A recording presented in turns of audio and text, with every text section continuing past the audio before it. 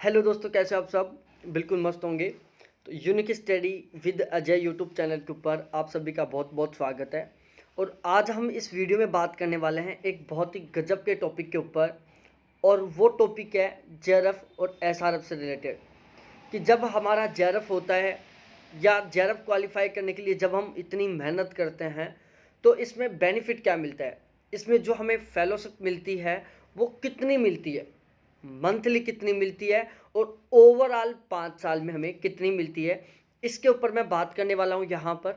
तो यदि आप नेट जेआरएफ की तैयारी कर रहे हो और आपका सपना है जेआरएफ निकालना, तो आप हमारे इस यूट्यूब चैनल के माध्यम से जुड़ सकते हैं, क्योंकि यहाँ पर हम नेट जेआरएफ के फर्स्ट पेपर और ज्योग्राफी की बहुत ही सिस्टमेटिक वे में बहुत ही शानदार तरीके से बिल्कुल रेगुलर क्लासेस चलाते हैं, पेड बैच चलाते हैं। आप पेड बैच लेना चाहो तो डिस्क्रिप्शन में हमारे कॉन्टैक्ट नंबर लिखे हुए हैं, उनके ऊपर आप कॉन्टैक्ट कर सकते हैं। ठीक है। इसके अलावा यदि आप असिस्टेंट प्रोफेसर बनना चाहते हो, आप पीएचडी करना चाहते हो, या फिर यूजीसी कोई भी नया बदलाव करती है, हायर एजुकेशन से रिलेटेड कोई भी नया बदलाव आता है, कोई भी नया रेगुलेशन आता है और उन सभी से आप अपडेट रहना चाहते हो, तो आप इस चैनल को सब्सक्राइब कर लें, क्योंकि ये चैनल केवल और केवल हायर एजुकेशन को समर्पित है। ठीक है। अब यहाँ पर हम बात करते हैं कि ये जो फेलोशिप मिलने वाली है वो कितना मिलता है, क्या मिलता है। सबसे पहले तो मैं बता दूं, यहाँ पर मैं बिल्कुल ऑथेंटिक जो नया अपडेट हुआ है, पहले कम मिलती थी अब उसको बढ़ा दिया गया है। ठीक है। तो उसके अकॉर्डिंग हम यहाँ पर बात करने वाले हैं जो फिलहाल में मिल रहा है। 2014 की रिपोर्ट के अकॉर्डिंग देखी जाए तो 2014 से, ठीक है, 2014 से 2019 तक इतना अमाउंट मिलता था।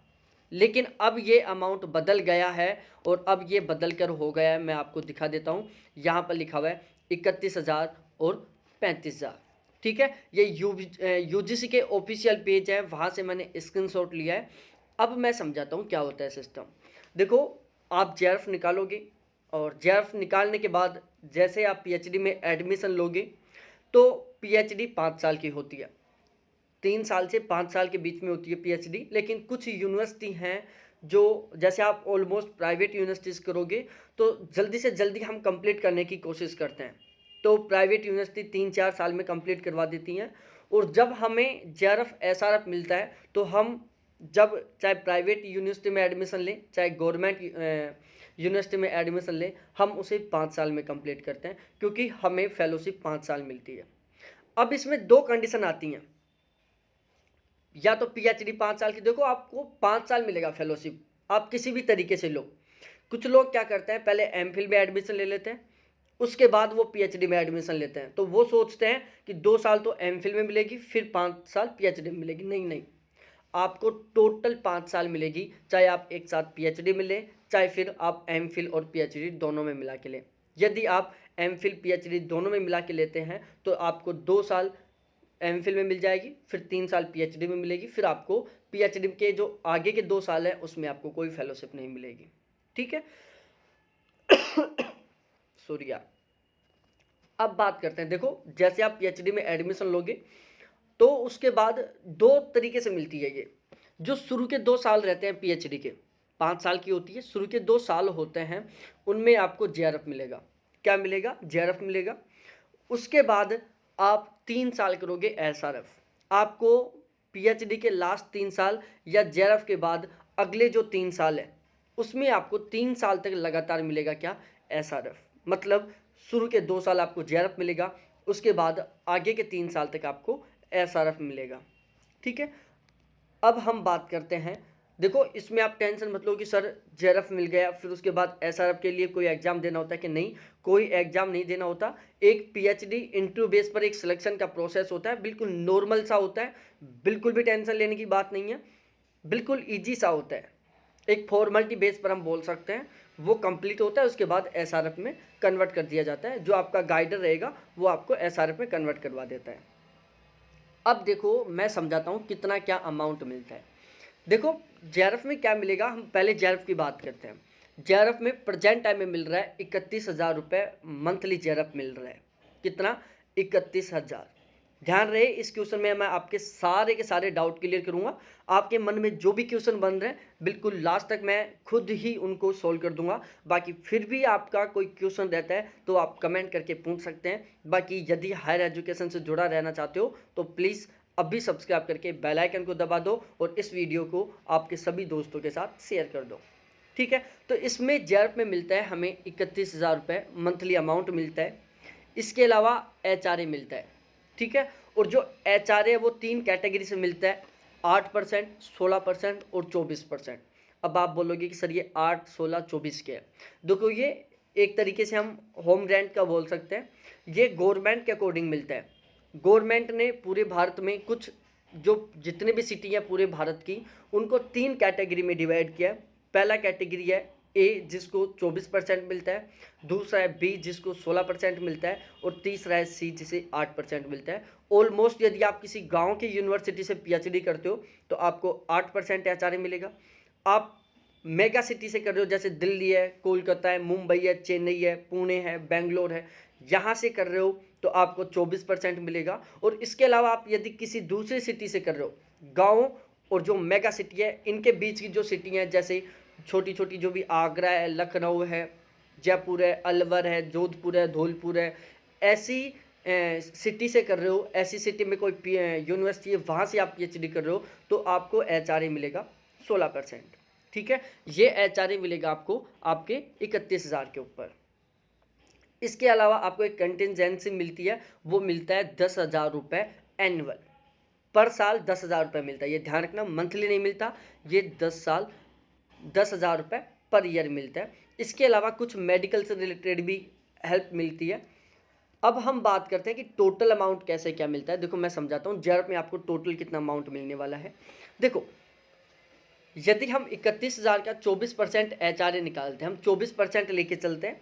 आप यदि किसी ऐसी सिटी से बिलोंग करते हो, बिल्कुल गाँव वाली सिटी से, वहाँ कोई यूनिवर्सिटी है जहाँ से आप पीएचडी करना चाहते हो तो वहाँ 8% जोड़ लेना।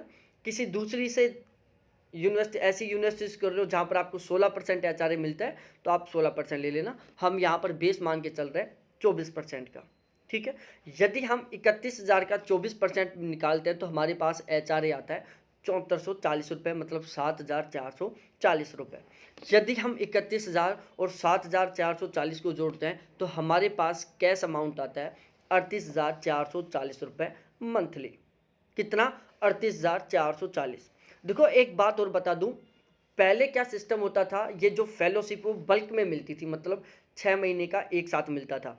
लेकिन कोरोना के बाद से ये मंथली मिलने लग गया। बिल्कुल कोई टेंशन नहीं है, मंथली जैसे गवर्नमेंट सैलरी अकाउंट में ट्रांसफ़र होती है बिल्कुल उसी तरीके से एक अकाउंट में बिल्कुल फिक्स डेट होती है, उसके अकॉर्डिंग आपके अकाउंट में ट्रांसफ़र कर दी जाती है। ठीक है, तो अब ये फेलोशिप आपको मंथली मिलने वाली है। पहले 6 महीने में मिलती थी, अब मंथली मिलेगी आपको। ठीक है, तो ये एक बहुत पॉजिटिव पॉइंट है इसमें। तो यदि हम 31,440 को यदि हम 12 महीने से गुना करते हैं तो हमारे पास अमाउंट आता है 4,61,280 रुपये। और हमें जेआरएफ मिलता है 2 साल के लिए, तो 2 साल में हमें जेआरएफ मिल जाता है टोटल 9,22,260 रुपये। इसके अलावा 2 साल में हमें कंटेंजेंसी मिलती है कितनी? 20,000 रुपये, 10,000 रुपये एनुअल के हिसाब से। तो इस तरीके से टोटल कुल मिलाकर जेआरएफ के जो 2 साल होते हैं उसमें हमारे पास अमाउंट आता है 9,42,560 रुपये। ठीक है, कितना? 9,42,560 रुपये। अब हम बात करते हैं जब हमारा जेआरएफ कंप्लीट हो जाता है और जब हम एसआरएफ में कन्वर्ट होते हैं तो एसआरएफ में क्या सिस्टम होता है। देखो एसआरएफ में जो आपका फेलोशिप है वो बढ़ जाता है, 31,000 से बढ़कर ये 35,000 हो जाता है। ठीक है, उतना ही 8, 16, 24% के हिसाब से आपको एचआरए मिलने वाला है, मेडिकल फैसिलिटी मिलने वाली है, और जो आपका पीए कंटिजेंसी है वो 25,000 रुपये हो जाता है। जेआरएफ में आपका 10,000 रहता है, ये यहाँ पर बढ़कर 25,000 रुपये हो जाता है। ठीक है, अब हम इसमें यहाँ पर बात करते हैं कि हमें 3 साल में एसआरएफ कितना मिलता है। सबसे पहले हम 24% लेके चलते हैं एचआरए। यदि हम 35,000 का 24% निकालते हैं तो हमारे पास 8,400 रुपये आते हैं। यदि हम 35,000 और 8,400 को ऐड करते हैं तो हमारे पास टोटल अमाउंट आता है 43,400 रुपये। यदि हम 1 साल का निकालते हैं तो 1 साल में हमारे पास अमाउंट आता है 5,20,800 रुपये। एसआरएफ हमें कितने साल तक मिलता है? लगातार 3 साल तक मिलता है। और यदि हम 3 साल का टोटल एसआरएफ कैलकुलेट करते हैं तो हमारे पास आता है 15,62,400 रुपये। इसके अलावा 3 साल में हमें कंटिजेंसी मिलती है 75,000 रुपये। तो इस तरीके से टोटल एसआरएफ मिलता है हमें 3 साल में कितना? 16,37,400 रुपये। और यदि हम टोटल अमाउंट जोड़ते हैं जेआरएफ और एसआरएफ दोनों को मिलाकर तो हमारे पास अमाउंट आता है टोटल 25,79,960 रुपये। ठीक है, समथिंग हमारे पास 26 लाख रुपए आते हैं 5 साल में। एक बहुत अच्छा खासा अमाउंट होता है। और मेरे प्यारे साथियों, देखो मैं रियलिटी बता दूं, आप बोलोगे कि सर इसमें खर्च कितना होता है? बिल्कुल नाम मात्र खर्च होता है। ये समझो कुछ भी खर्च नहीं होगा इसमें से आपका। पीएचडी फीस की बात की जाए तो यदि आप गवर्नमेंट कॉलेज से करोगे तो बिल्कुल नाम मात्र फीस लगती है, बिल्कुल नाम मात्र। यदि आप किसी प्राइवेट से करते हो तो भी ज़्यादा फीस नहीं लगने वाली। आप एक एवरेज यूनिवर्सिटी से करोगे तो 1 लाख रुपए के समथिंग साल की फीस लगेगी, चाहे 5 साल में 5 लाख मैक्सिमम लगेगी। गवर्नमेंट से करते हो तो 2-3 लाख रुपए 5 साल की फीस लगेगी आपकी। ठीक है, तो एक तरीके से हम बोल सकते हैं कि ये हमारे बिल्कुल सेफ बसते हैं। रही बात यूनिवर्सिटी जाने की, तो कोई नहीं जाता पीएचडी ड्यूरेशन में। शुरू के 6 महीने का वर्क कोर्स होता है, उसमें तो फिर भी जाना पड़ता है। यदि उसमें भी आपकी प्रोफेसर से अच्छी जानकारी है, प्रोफेसर से अच्छे ताल्लुक हैं, तो आपको 6 महीने के वर्क कोर्स में भी नहीं जाना पड़ेगा। यदि प्रोफेसर से अच्छे रिलेशन नहीं है तो आपको 6 महीने जाना पड़ेगा वर्क कोर्स के लिए, उसके बाद फिर आपको नहीं जाना पड़ेगा। मतलब ये जो अमाउंट है आपके पास बिल्कुल फ्री का आने वाला है। हम ये कह सकते हैं मिलता रिसर्च के लिए, लेकिन कोई भी नहीं करता। हाँ, यदि कोई इंटरेस्ट लेकर उसका टारगेट है कि मैं रिसर्च के फील्ड में आगे बढ़ूँ, तो वो तो आने जाने में, ट्रेवल में, कोई भी इंस्ट्रूमेंट खरीदने में ऐसे इन्वेस्ट कर देता है। बाकी कुछ बहुत सारे कैंडिडेट तो ऐसे होते हैं जिनका टारगेट केवल ये अमाउंट लेना होता है। साथ ही साथ वो यूपीएससी, आरपीएससी, सिविल सर्विस की तैयारी करते रहते हैं और उनके पास ये अमाउंट आता रहता है। तो इस तरीके से ये हमें एक बहुत ही अच्छा खासा अमाउंट मिलता है जेआरएफ के बाद। अब हमारे दिमाग में अगला क्वेश्चन आता है, क्या सभी के सभी यूनिवर्सिटियों में और सभी के सभी स्टेटों में समान जेआरएफ मिलता है? देखो मेरे प्यारे साथियों, जो ये जेआरएफ देता है वो देता है यूजीसी, यूनिवर्सिटी ग्रांट कमीशन। और यूजीसी को फंड कौन देता है? सेंट्रल गवर्नमेंट देती है। तो एक तरीके से हम कह सकते हैं कि इसका एक तरीके से बजट बनता है। ठीक है, तो आप पूरे भारत में किसी भी स्टेट में, किसी भी डिस्ट्रिक्ट में निवास करते हो, आपको फेलोशिप बिल्कुल बराबर मिलेगी। ठीक है, कहीं से भी करो, जेआरएफ में आपको 31,000 मिलेगा, एसआरएफ में आपको 35,000 मिलेगा। हाँ, एचआरए में बदलाव हो सकता है, वो डिपेंड करेगा कि आप किस सिटी से डिपेंड करते हो, ABC बस। बाकी आप किसी भी स्टेट से बिलोंग करते हो, आपको जेआरएफ और एसआरएफ का जो अमाउंट है 31,000 और 35,000 बिल्कुल सेम मिलेगा। अब अगला क्वेश्चन आता है, कुछ लोग बोलते हैं कि जो साइंस वाले होते हैं, जो कॉमर्स वाले होते हैं, ह्यूमैनिटीज़ वाले होते हैं, जो सोशल साइंस वाले होते हैं, इन सभी के जो जेआरएफ और एसआरएफ होता है उसका अमाउंट में अंतर होता है। भाई बिल्कुल अंतर नहीं होता। 31,000 जेआरएफ सोशल साइंस वालों को मिलता है, उतना ही कॉमर्स वालों को मिलेगा, उतना ही साइंस वालों को मिलेगा और उतना ही ह्यूमैनिटीज़ वालों को मिलेगा। एसआरएफ 35,000 है तो वो सभी के लिए 35,000 ही है। ठीक है, हाँ बदलाव आता है, ये जो कंटिजेंसी वाला सिस्टम है इसमें थोड़ा सा बदलाव आता है। उसमें क्या होता है, इसमें जो साइंस वालों का अमाउंट है वो थोड़ा सा बढ़कर आता है। ठीक है, जो कंटिजेंसी है वो ह्यूमैनिटीज़, एसएस और कॉमर्स वालों को शुरू के 2 साल 10,000 मिलती है, लेकिन साइंस वालों को 12,000 रुपये मिलता है।